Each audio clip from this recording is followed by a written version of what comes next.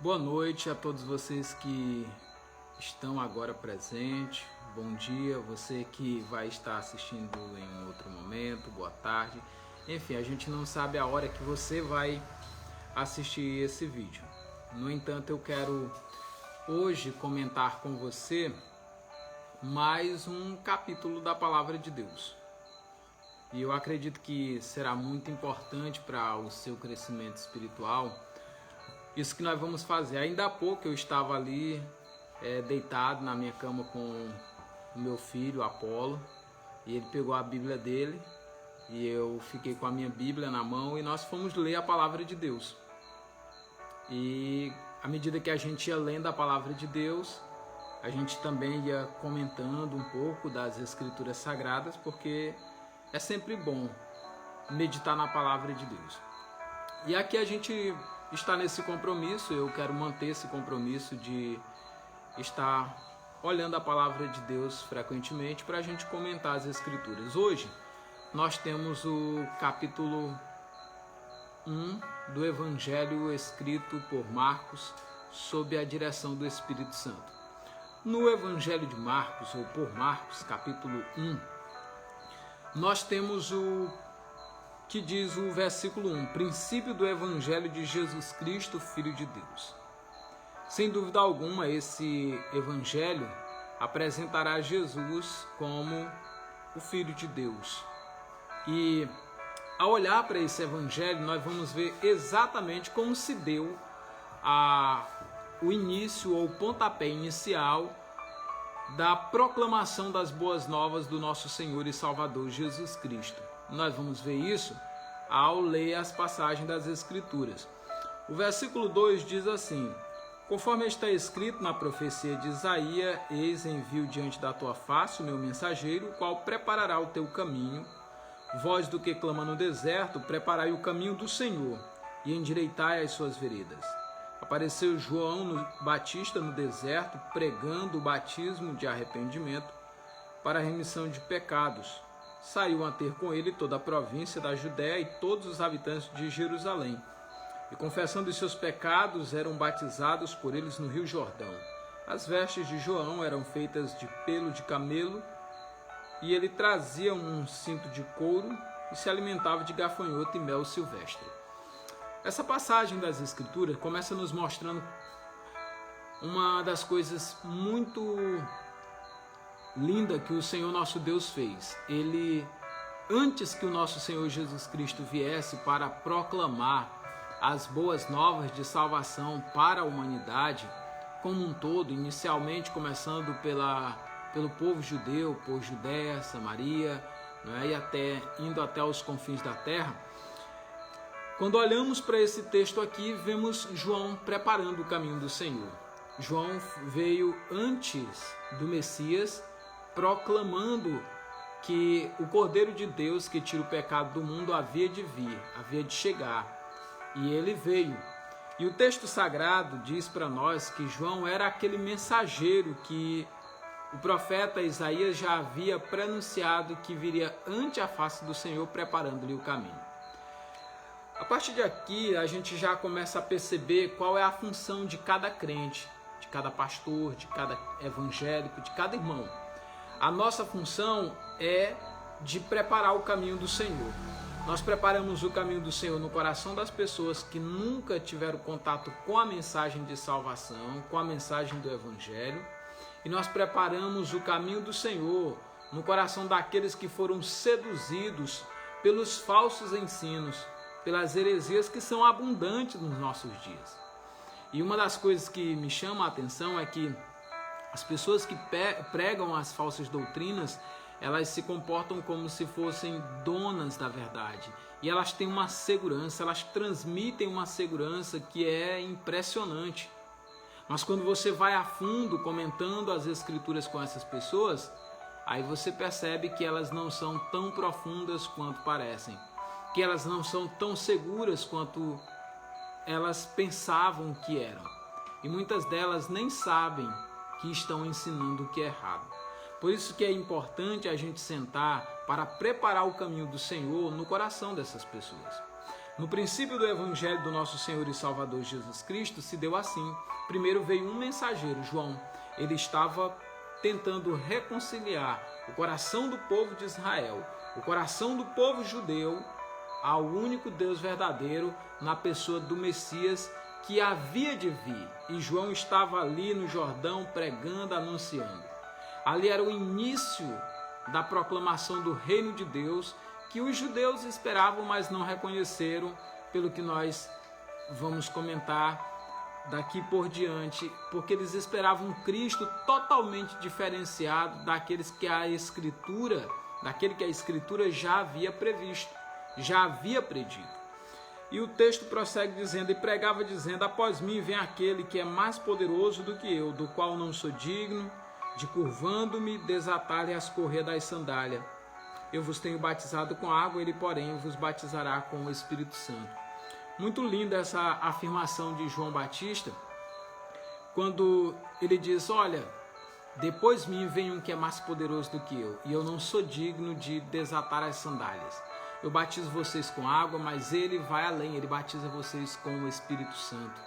Muito lindo. E o que é, e que experiência é essa? O batismo nas águas, João batizou o Senhor, João batizou os seus discípulos, João batizou várias pessoas. Mas a formação da igreja não era a responsabilidade de João Batista. A formação do corpo de Cristo aqui não seria por João Batista, ela seria exclusiva do Cristo. Porque o texto sagrado de Mateus capítulo 16, disse o Senhor Jesus: eu edificarei a minha igreja e as portas do inferno não prevalecerão contra ela. E a palavra de Deus vai dizer para nós lá em Coríntios que nós fomos batizados todos em um só Espírito, em um só corpo. E era precisamente essa experiência que João estava relatando nesse texto que nós acabamos de ler. Veja, 1 Coríntios capítulo 12, versículo 3. Pois em um só Espírito todos nós fomos batizados em um corpo, quer judeus, quer grego, quer escravo, quer livre, e todos foram dados a beber de um só Espírito. Ou seja, quer judeu, quer grego, foram selados com o Espírito Santo da promessa. Quer escravo, quer livre, todos receberam de um Espírito só. João apenas batizava com água, mas Jesus selava com o Ruach Kodesh, ou selava com o Espírito Santo. E era basicamente isso que João estava se referindo: ele vos batizará com o Espírito Santo. E aqui fica para nós uma boa orientação, porque especialmente nossos irmãos pentecostais, eles têm causado um grande desentendimento no que diz respeito a essa questão do batismo com o Espírito Santo. E a palavra de Deus mostra que o que aconteceu no dia de Pentecostes era muito claro, especialmente: mas recebereis poder, versículo 8, ao descer sobre vós o Espírito Santo, e sereis minhas testemunhas. Esse mesmo texto você vai ver em Lucas, no final do Evangelho de Lucas. Deixa eu ver se eu encontro aqui o texto para eu mostrar para você. Lucas capítulo 24 vai relatar também dessa experiência que os discípulos teriam no dia de Pentecostes, quando o Senhor diz no capítulo 24 de Lucas para os discípulos permanecerem na cidade. Está aqui, Lucas 24, 49. Eis que envio sobre vós a promessa do meu Pai, permanecei pois na cidade, até que do alto sejais revestido de poder.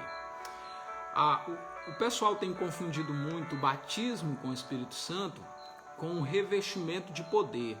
O texto de Lucas 24, versículo 49, diz que eles deveriam ficar em Jerusalém até que do alto fossem revestidos de poder. Essa era a promessa. Em Atos 1,8 diz: mas recebereis poder ao descer sobre vós o Espírito Santo, e esse poder era para ser suas testemunhas, tanto em Jerusalém, Judéia, Samaria e até os confins da terra. Eu por algum tempo até criei errado, pensei que esse batismo com o Espírito Santo, que o texto se referia, era alguma experiência metafísica. O que é uma experiência metafísica? essa experiência das operações dos 12 dons que nós temos em Coríntios, capítulo 12, sobrenaturais, o dom da fé, o dom de operações de milagres, os dons de profecias, o falar em outras línguas, a interpretação de línguas, entre todos esses dons que nós conhecemos sobrenaturais, que nós temos em Coríntios capítulo 12. Mas aí eu fui estudar a fundo o assunto e percebi que no versículo 13 deixa bem claro: pois em um só Espírito todos nós fomos batizados em um corpo.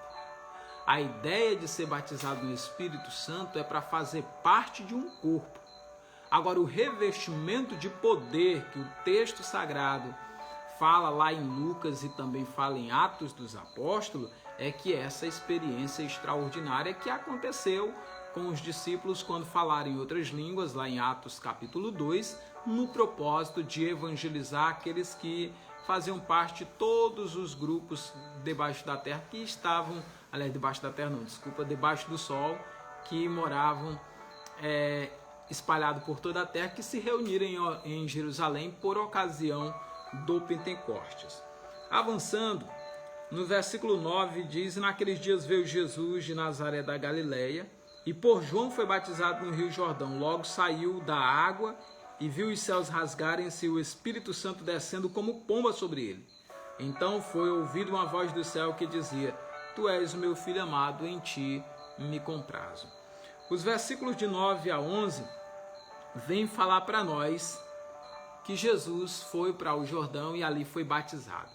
Nós sabemos que João até tentou impedir que Cristo se batizasse ali, mas o Senhor Jesus disse: convém que em mim se cumpra, ou em nós, aliás, se cumpra toda a justiça de Deus.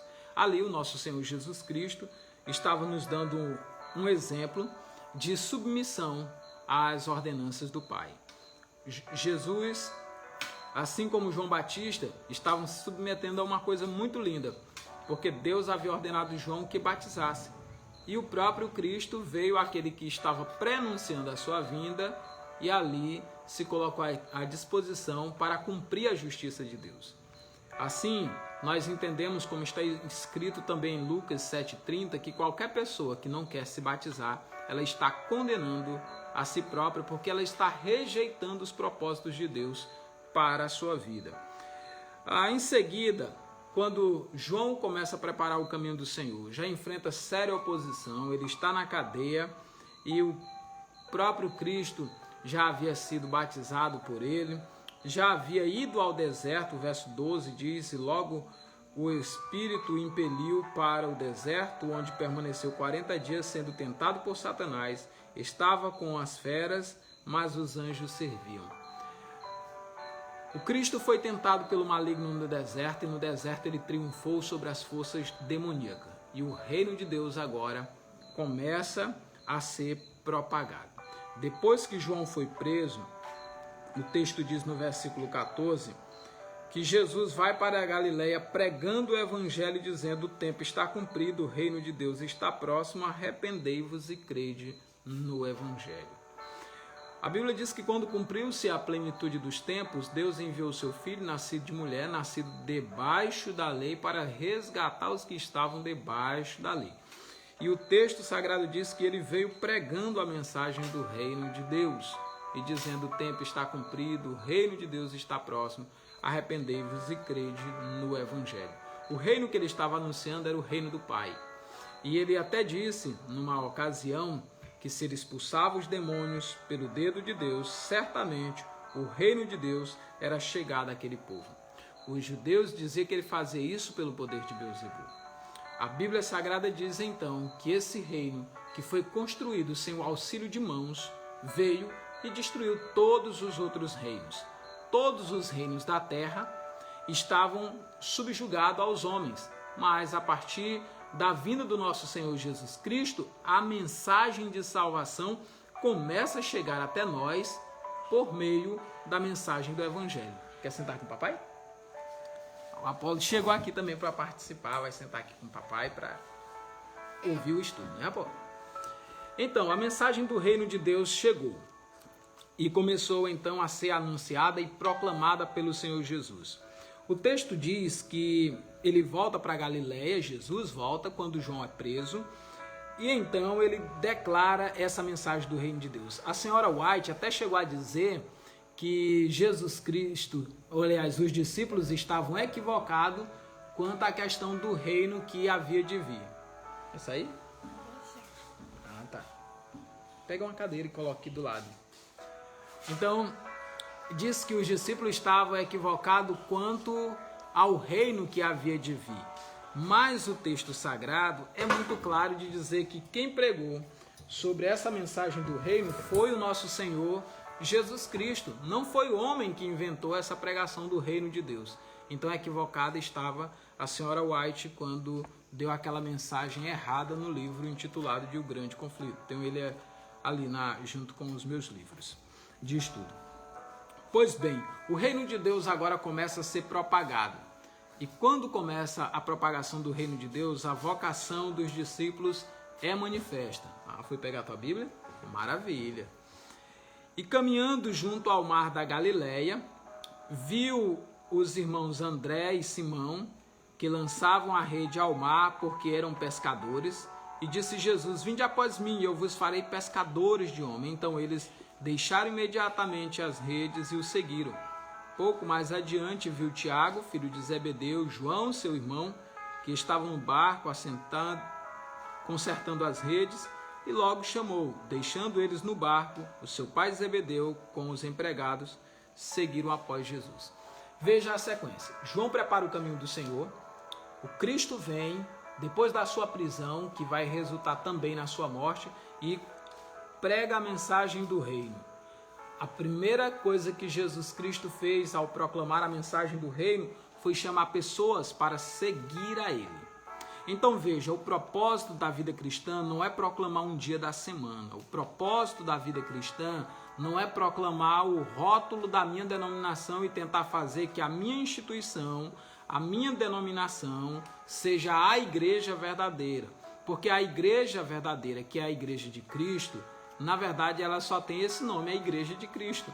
Mas não é uma denominação que tenha esse rótulo na parede, a Igreja de Cristo.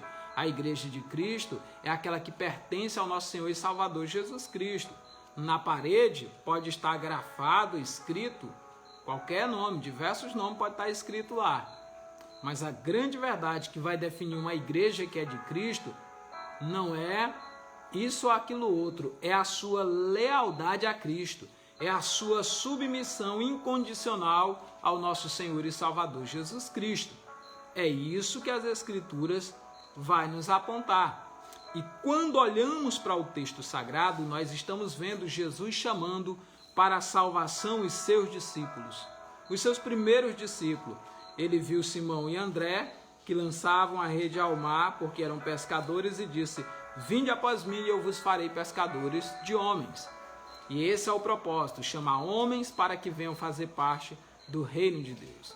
Chamar pessoas para que venham entregar-se ao nosso Senhor e Salvador, Jesus Cristo. Outra parte fundamental do reino de Deus e do evangelho de Jesus é a libertação dos possuídos por espíritos malignos. Versículos de 21 em diante diz que entraram em Cafarnaum, e logo no sábado foi ele ensinar na sinagoga, e maravilhavam-se da sua doutrina, porque ensinava como quem tem autoridade, e não como os escribas. Não tardou que aparecesse na sinagoga um homem possesso de espírito imundo, o qual bradou: que temos nós contigo, Jesus Nazareno? Vieste perder-nos? Bem sei que és o santo de Deus. Mas Jesus repreendeu e disse: cala-te e sai desse homem. Então o espírito imundo, agitando-o violentamente, bradou em alta voz e saiu dele.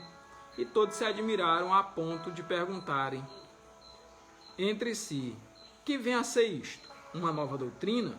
Com a autoridade ele ordena os espíritos imundos e eles lhes obedecem.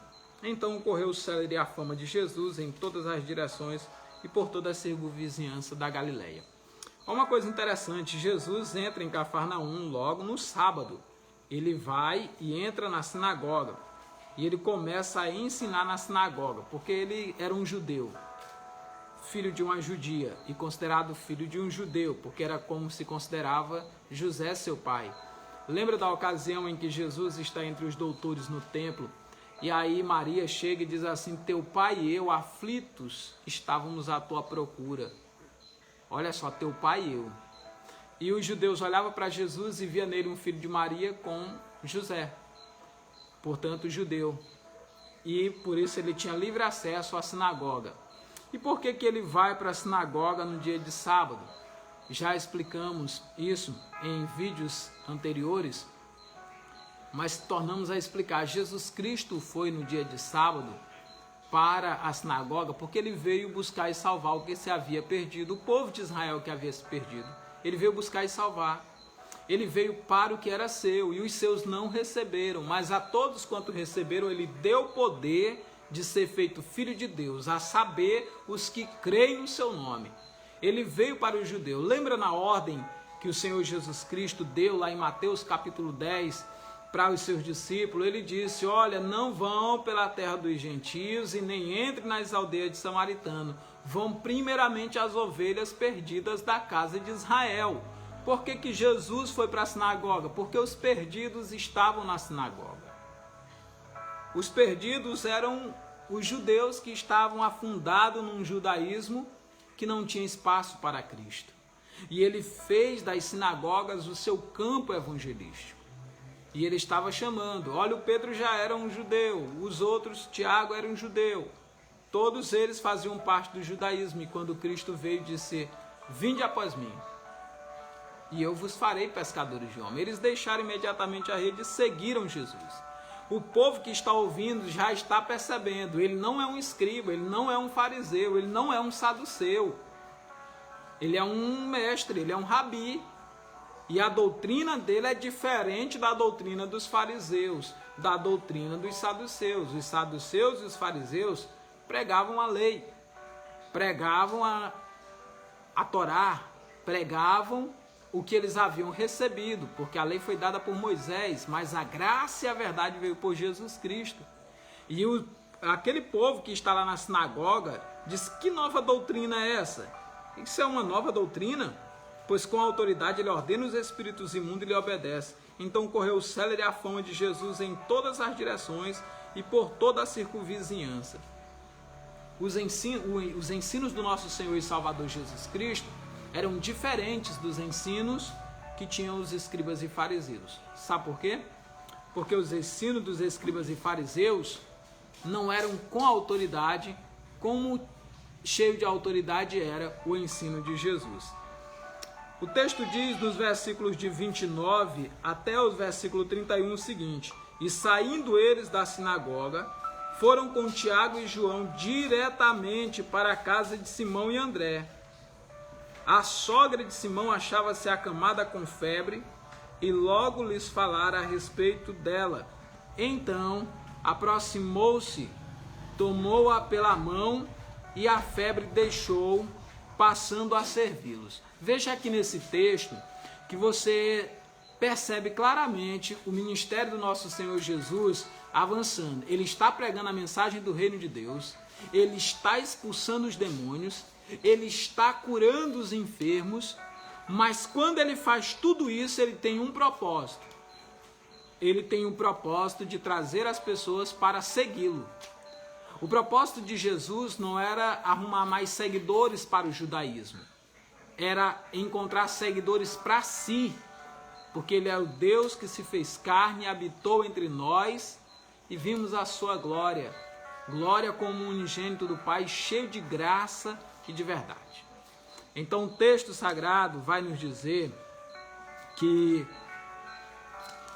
ele aproximando, tomou-a pela mão, a febre a deixou, passando ela a servi-lo. Esse é o propósito.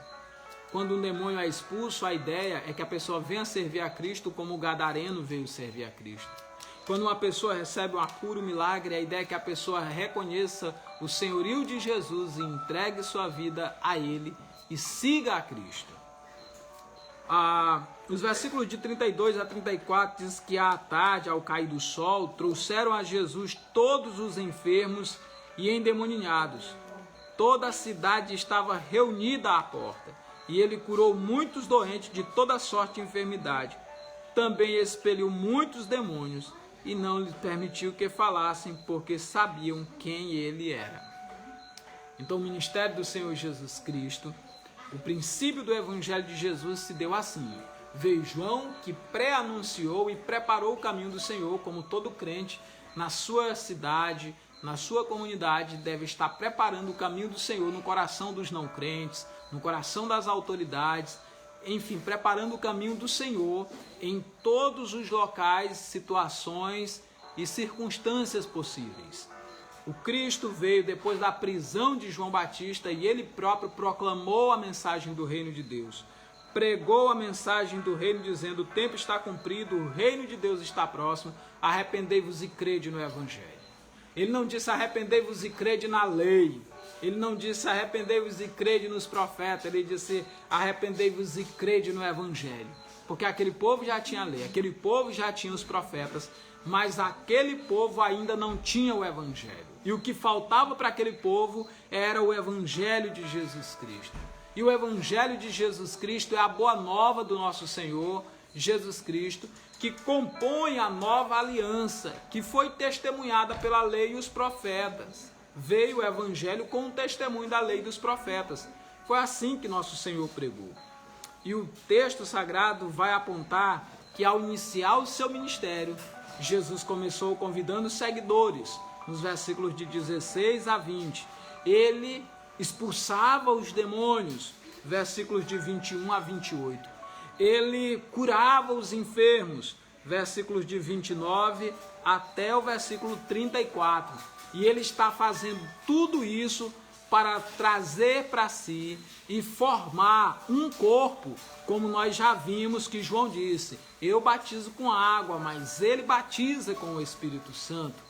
Foi o que João pronunciou. João disse que era ele quem ia fazer isso, era ele quem ia formar a igreja, era ele quem ia formar o corpo, era ele quem ia imergir no corpo ou colocar nesse corpo, que é a igreja, judeus, gentios, escravos e livres, homens e mulheres, não fazendo mais distinção, porque para a lei havia distinção entre judeu e gentil, entre escravo e livre, entre homem e mulher, mas para a salvação em Cristo Jesus já não há diferença. Assim como um é inserido, o outro é inserido.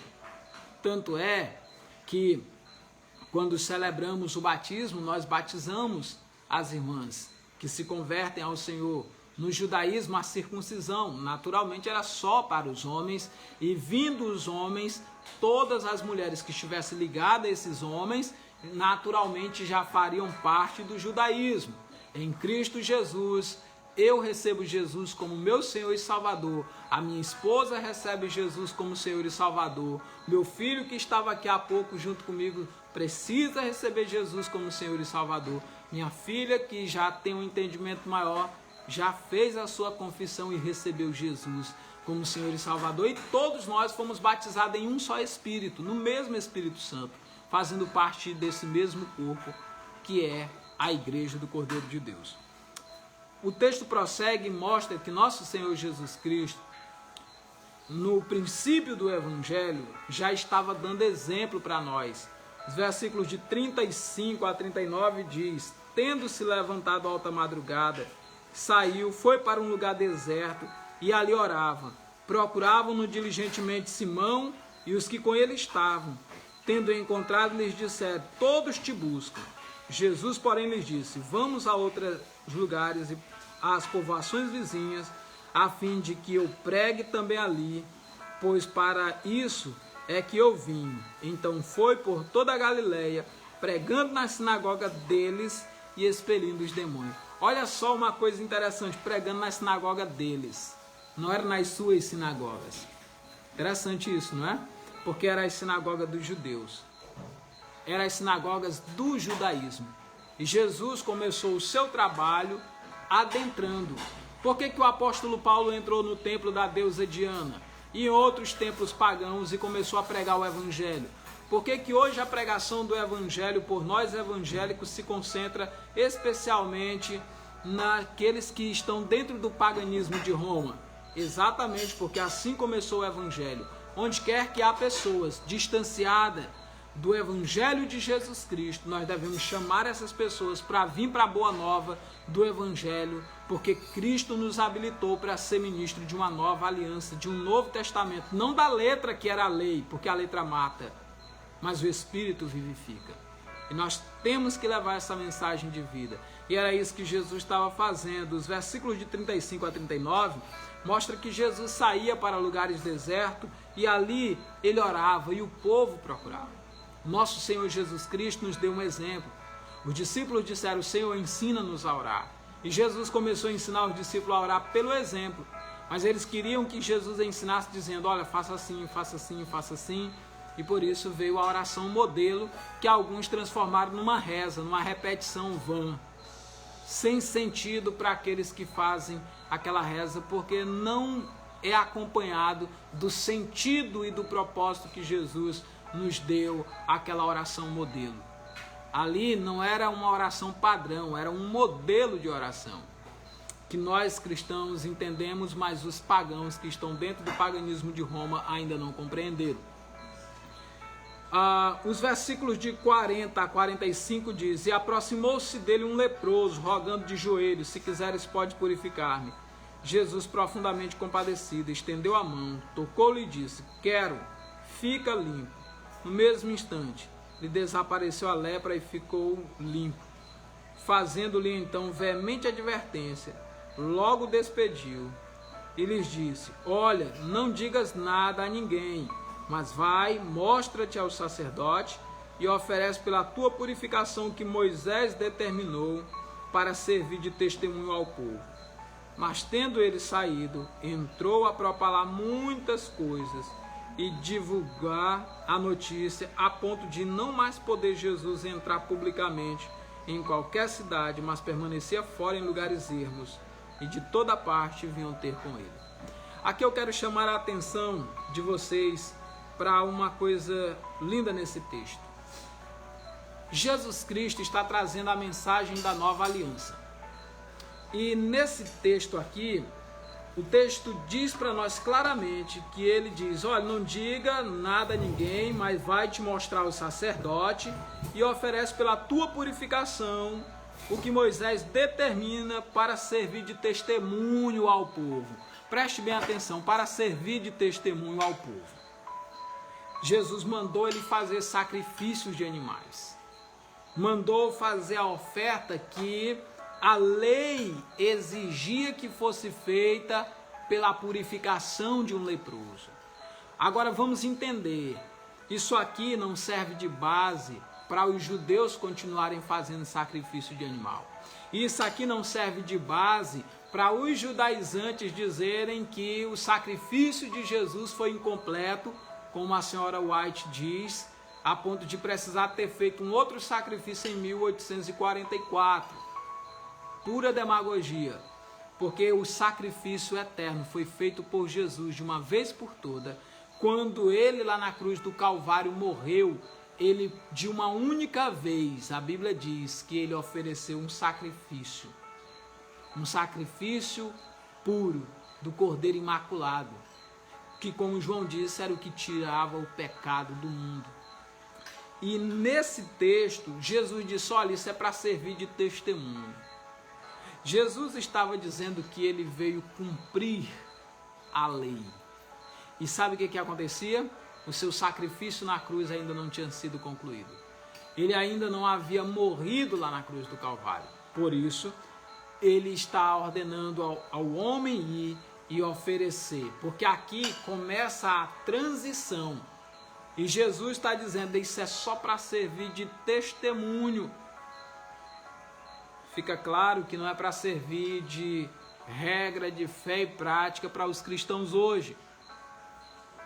Muitos membros do judaísmo moderno, eles dizem: nós não podemos fazer sacrifício porque o templo está derrubado. Nós temos que reconstruir o templo para poder fazer os sacrifícios. E eles não entendem que Jesus Cristo é que é o nosso templo. E que Jesus Cristo, como sumo sacerdote, entrou no santuário oferecendo a expiação pelos nossos pecados. E hoje nós nos refugiamos nesse sacrifício santo, puro e completo do nosso Senhor e Salvador Jesus Cristo. Eu quero agradecer a todos vocês que nos acompanharam na transmissão de hoje. Muito obrigado. Estejam sempre conosco, que o Eterno continue nos abençoando para que a gente possa continuar fazendo esses comentários bíblicos para ajudar você a ter um entendimento melhor das Escrituras. I want to thank you, Brother Don, and also Mike Travis, to be watching our video. God bless you. We are commenting the scripture every day. I have a focus to comment the whole Gospel of Mark. God bless all of you guys. Vejo vocês depois, meus amigos e irmãos em Cristo Jesus. Até mais.